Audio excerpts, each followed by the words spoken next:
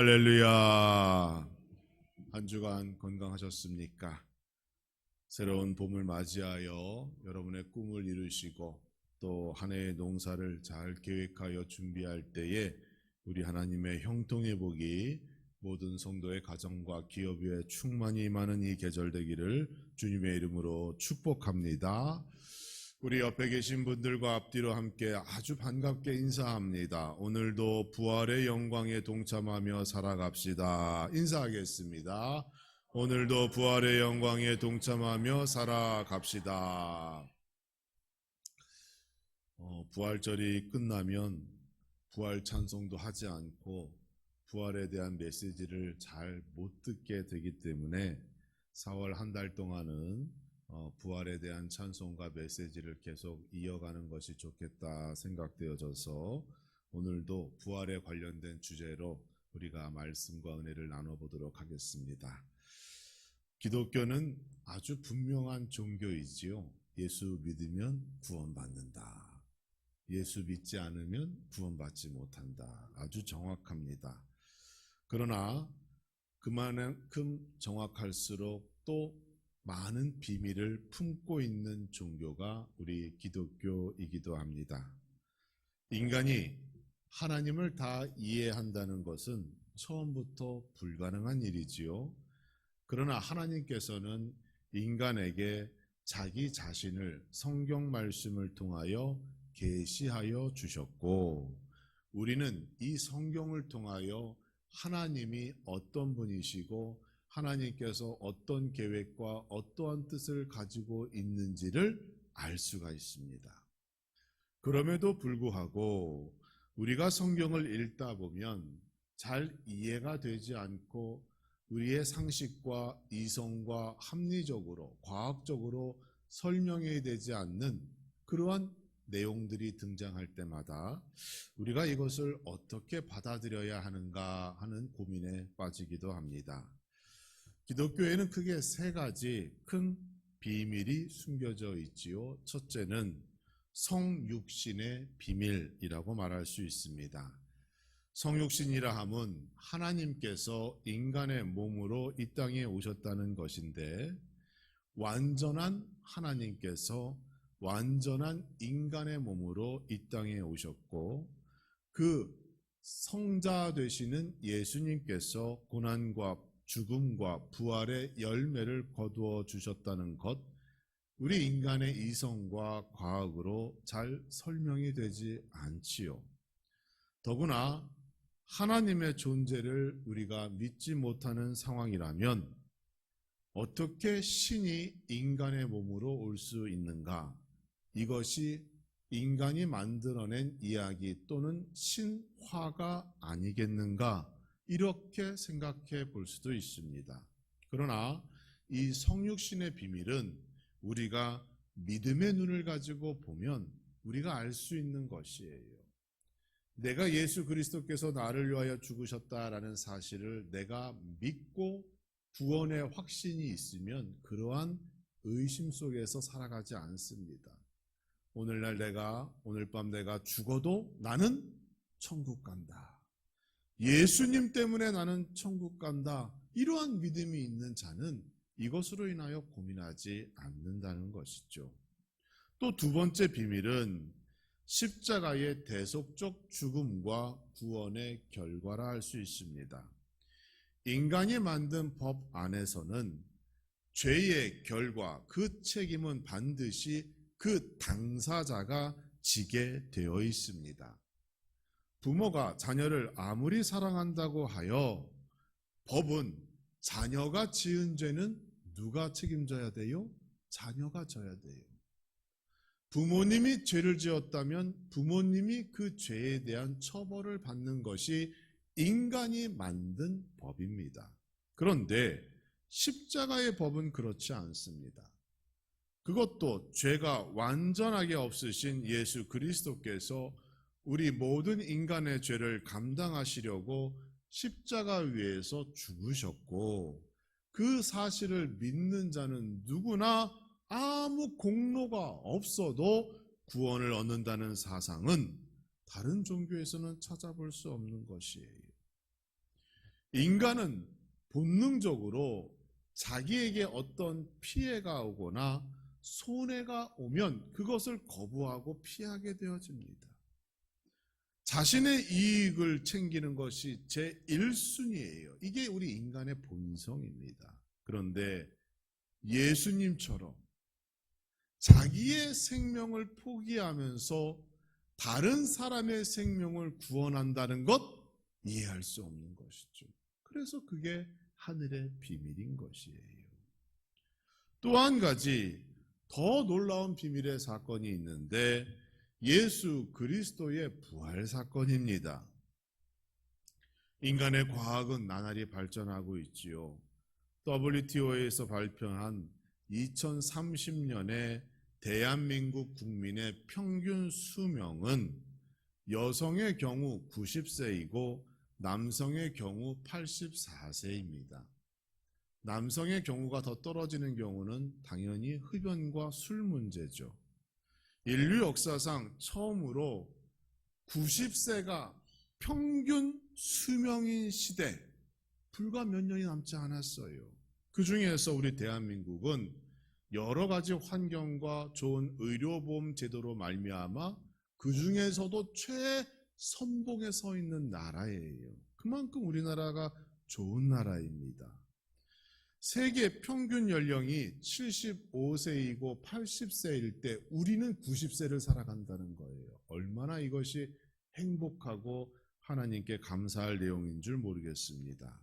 우리 함라중앙교회 성도님들은 더도 말고 건강하게 100세까지만 사세요. 100세까지만. 아멘을 안 하시네요. 금방 온다니까요. 90세, 100세까지 신앙생활 하시면서 그렇게 신앙생활 하시면서 행복하게 사시기 바랍니다. 여러분 한번 신문 검색해 보시면 가천대 총장, 가천대학교 총장의 그 총장 나이가 몇 살인 줄 아셔요? 90이 넘었어요. 지금도 골프 치고 다녀요. 여러분 이게 그냥 말로 드리는 게 아니라 우리 몸을 잘 관리하고 내가 하나님과 동행하며 영적으로 건강한 삶을 살아가면 사탄의 역사와 병마의 역사를 이기고 정말로 건강한 삶을 장수의 복을 살아갈 수 있음을 여러분 기억하시기 바랍니다. 그럼에도 불구하고 여러분 지금까지 인간이 장수하고 오래 산다라는 발표는 있었지만 죽은 사람이 다시 살아났다라고 하는 발표는 없어요. 아직까지도 죽은 사람이 다시 산다는 것은 우리 인간이 가진 꿈인 거예요. 꿈. 기본적으로 인간의 세포가 다시 젊어지지도 않을 뿐더러 죽음을 통하여 멈춰진 산소와 양분이 멈춰진 그 상태에서 한번 파괴된 인간의 세포가 다시 솟게 되는 역사는 아직까지 있지 않고 아직까지 그것도 누군가 발표하고 기대하지 못하고 있다는 것입니다. 여기서부터 우리는 세상의 도전을 받는 거예요. 이처럼 인간의 이성으로 과학으로 받아들일 수 없는 내용을 과연 우리가 성경을 믿고 교회에 나와 예배드리고 예수 그리스도를 따라야 하는가? 이 종교 기독교가 나에게 과연 어떠한 의미가 있을까? 이러한 질문을 우리가 오늘도 받고 살아가고 있는 겁니다. 그 중에서도 인간에게 가장 큰 관심과 또 두려움의 대상이 있죠. 죽음입니다. 우리는 어느 철학자가 얘기한 것처럼 죽음으로 달려가는 존재이잖아요. 태어나면서부터 죽음으로 달려가는 거예요. 모든 인간이 이 죽음을 두려워합니다. 그런데 예수님께서 부활의 첫 번째 열매가 되사 우리가 그처럼 고민하고 있고 우리의 초유의 관심사인 이 죽음에 대하여 해결해 주셨다는 거예요. 여러분 이것을 믿지 못하면 이것을 나의 믿음으로 받아들이지 못하면 우리가 정말로 신앙생활하는 것이 다 헛된 것이고 정말로 우리는 불쌍한 사람이 됩니다. 부활에 관한 변증은 이 질문으로부터 시작되지요. 여러분은 자신이 죽은 후에 부활할 것을 믿으십니까? 이 질문으로부터 모든 궁금증과 그 답이 시작되는 겁니다. 예수님께서 다시 이 땅에 오실 때 여러분은 부활의 몸으로 다시 예수님 앞에 서게 될 것임을 믿습니까? 아멘이라고 나와야 돼요. 그런데 내가 경험해 보지 않았고 이것이 앞으로 일어날 줄 안 일어날 줄 잘 모르겠으니까 아멘이 잘 안 나오는 거예요. 이러한 질문에 아멘이라고 대답하시는 분은 이 구원의 문제만큼은 전혀 문제가 없는 분이십니다. 그러나 여전히 교회 안에서도 이 부활의 문제만큼은 어려운 질문이에요. 한 번도 경험해 본 사람이 없잖아요. 누군가 내가 죽었다가 다시 살아났습니다. 간증한다면 여러분 믿겠죠? 그런데 그런 사람이 없어요. 또 죽은 사람이 다시 살아 부활한다는 것, 우리가 그동안 교육받은 지식으로 받아들이기 힘든 부분입니다. 왜? 이것은 육의 문제가 아니라 영에 속한 문제이기 때문에 그렇습니다. 그러나 예수님의 부활은 역사적인 사실이고, 그리고 이것 때문에 우리가 오늘 신앙생활, 믿음 생활을 하게 되는 줄 믿으시기 바랍니다. 부활은 기독교의 단순한 교리나 신앙이 아니에요. 만약 성경이 인간이 지어낸 책이라면 예수님의 부활을 대충 이렇게 기록하지 않았을 것 같아요. 영화의 시나리오를 작성하듯이 구체적이고 어떠한 일들이 그 무덤 속에서 일어났는지 시간대별로 자세히 기록했을 것 같아요. 그래야 믿는 사람들이 많을 것 아닙니까? 그러나 성경은 예수 그리스도의 부활을 비밀로 감추어 놓았습니다. 왜? 아무리 얘기해도 믿지 못하는 사람들이 있기 때문에, 아무리 설명해도 그것을 받아들이지 못하는 사람들이 있기 때문에 하나님께서 그것을 비밀로 덮어놓으신 거예요. 예수님이 살아계시던 그 당시에도 예수님을 보면서도 예수님을 믿지 못하는 사람들이 허다 있어요. 그래서 예수님을 십자가 위에서 죽도록 방치한 거 아닙니까? 하물며 보이지 않는 하나님, 보이지 않는 예수 그리스도의 부활을 성경에서 아무리 설명하고 이야기한다 한들 더 많은 의심과 오해와 더 많은 잘못된 내용들, 사상들만이 넘쳐날 것을 우리 하나님께서 아셨기 때문에 더 이상 거기서 얘기하지 않으시는 거예요. 그런데 한 가지는 명확하게 하셨어요.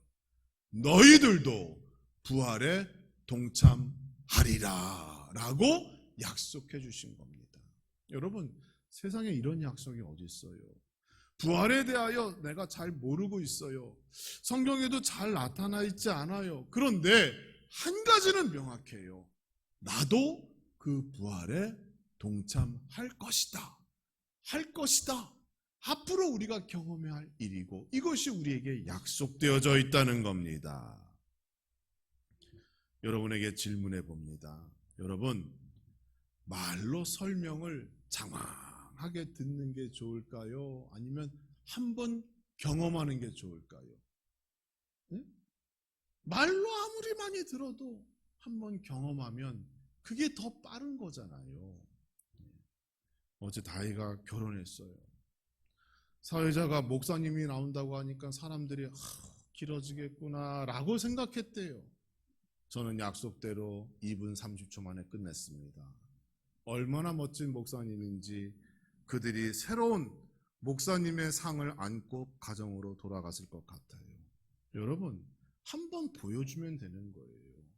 목사가 예배 중에 또 결혼식에 무엇을 맡으면 장이 길어지고 시간이 느려지고 그러면 스케줄이 엉망이 되니까 예식장에서 목사님들 줄에 맡기면 안 된다고 이렇게 얘기한대잖아요. 그런데 여러분, 저에게 맡겨주시면 저는 3분 안에 끝내드립니다.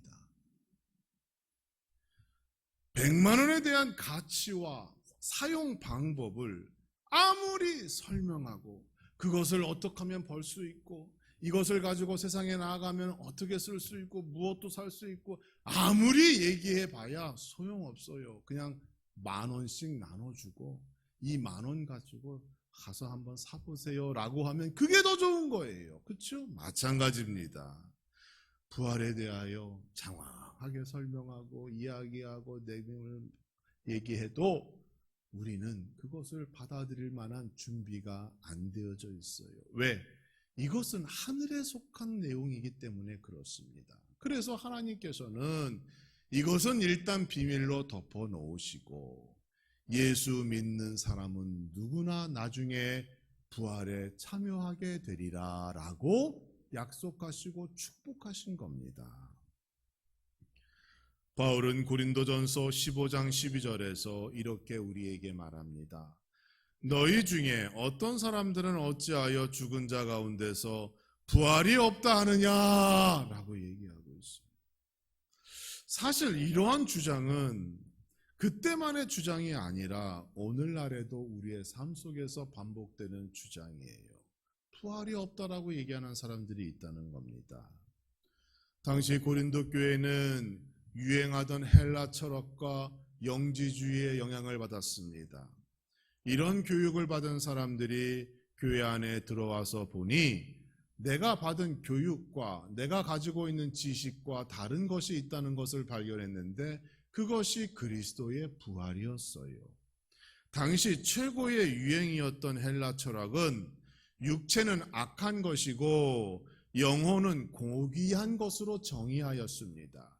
그래서 예수님을 믿는 자들이 장차 죽음 후 부활을 한다라고 얘기할 때에 이 헬라 철학을 배운 신자들은 어떻게 이해했는가 하면 육체는 악한 것이고 영혼은 고귀한 것인데 왜 다시 악한 육체로 돌아가느냐? 그건 말이 되지 않는다라고 이렇게 설명하였어요. 그래서 부활이란 그게 아니라 그 고귀한 영혼이 진정한 자유를 얻는 것, 그게 부활이고 구원이지 이렇게 가르쳤다는 겁니다. 잘못된 것이죠. 바울은 이 문제를 심각한 교회의 위협으로 받아들였습니다. 예수님께서 이미 육체적인 부활을 하셨고 우리도 그렇게 될 것이라고 약속해 주셨는데 그 사람들이 자꾸 교회 안에서 잘못된 사상을 가리키는 거예요.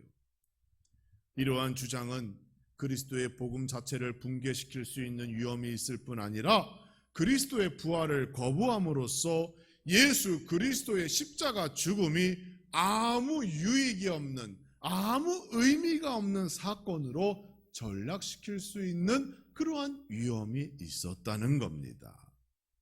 그래서 바울은 부활이 기독교의 핵심 중에 핵심 진리라고 얘기합니다.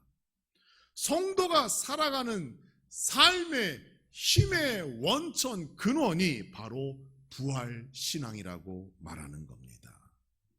그는 말하기를 만약 부활이 없는 것이 맞다면 세상에서 가장 불쌍한 사람들이 바로 그리스도인들이라고 얘기하고 있어요. 왜?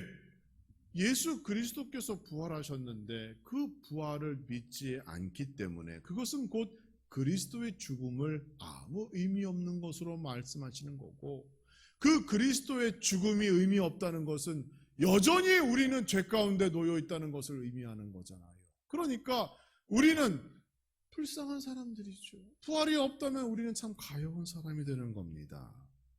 사랑하는 성도 여러분, 우리는 단순히 성경에 기록된 부활의 사건을 믿는 것이 아닙니다. 나도 죽은 이후에 주님이 이 땅에 오시는 날, 내가 천국 가는 날 부활의 그 영광에 참여하게 된다라는 실제적인 믿음을 가지고 살아가는 것, 그것이 바로 우리의 모습인 줄 믿으시기 바랍니다. 그 부활의 믿음이 오늘날 우리가 교회 안에서 살아가는 이유이고 하나님의 말씀에 순종하며 살아가는 이유가 됩니다.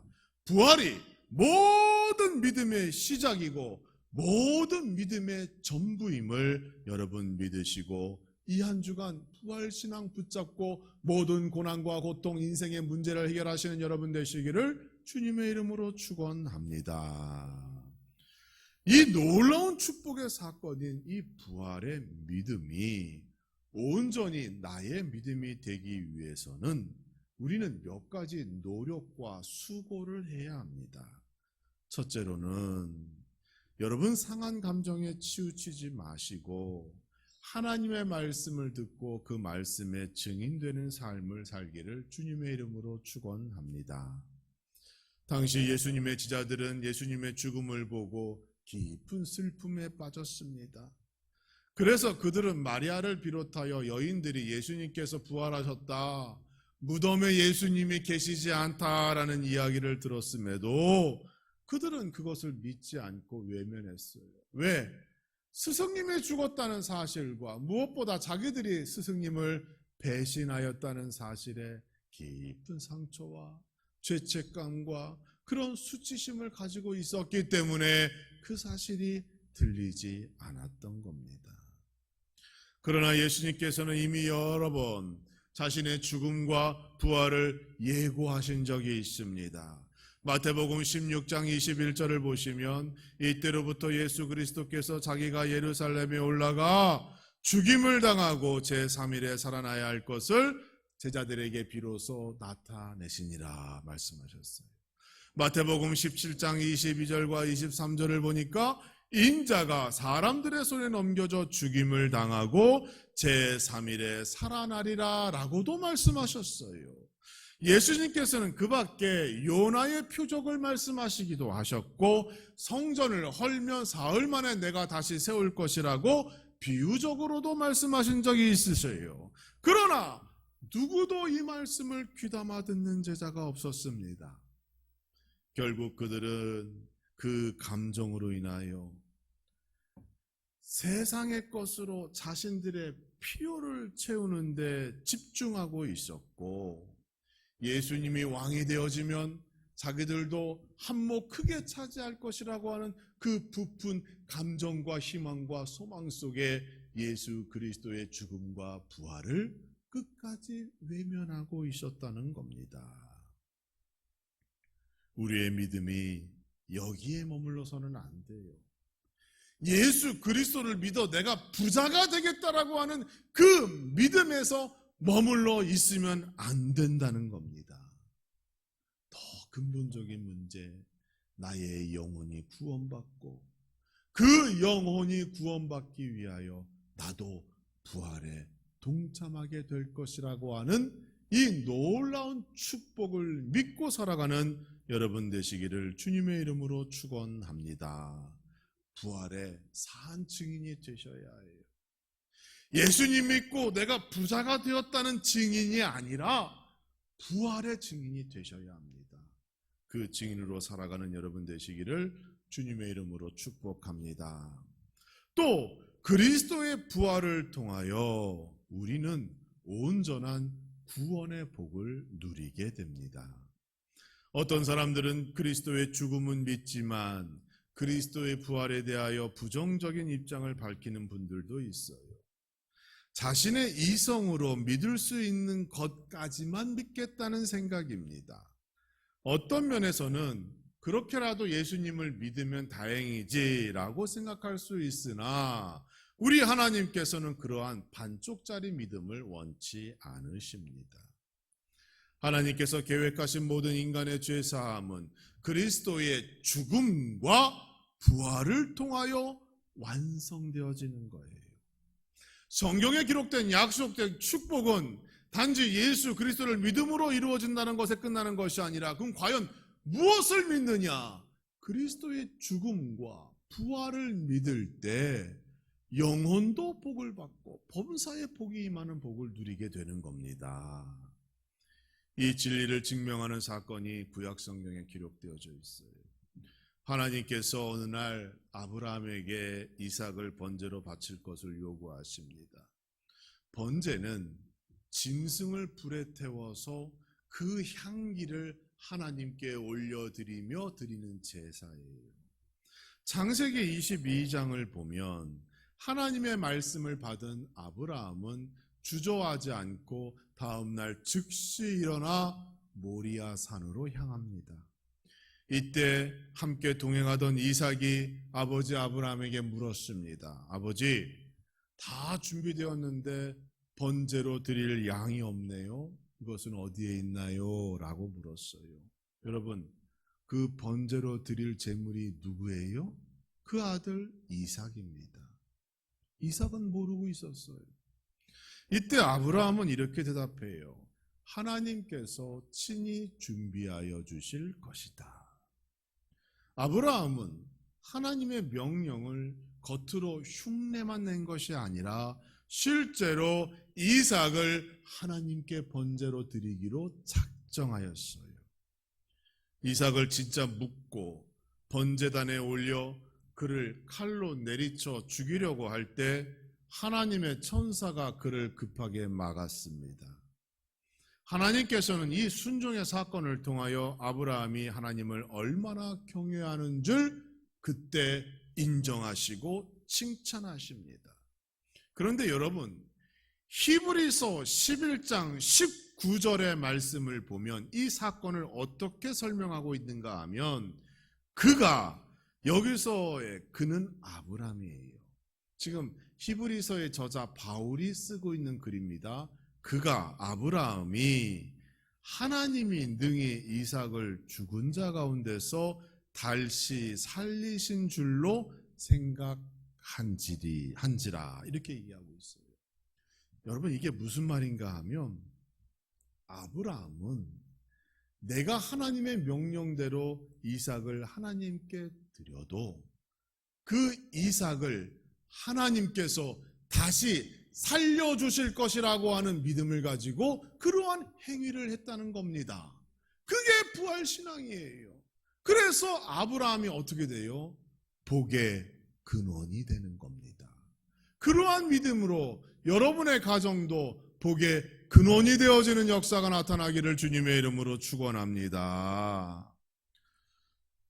또 하나가 있지요. 완전한 거듭남의 삶이 곧 부활의 믿음으로 가능한 거예요.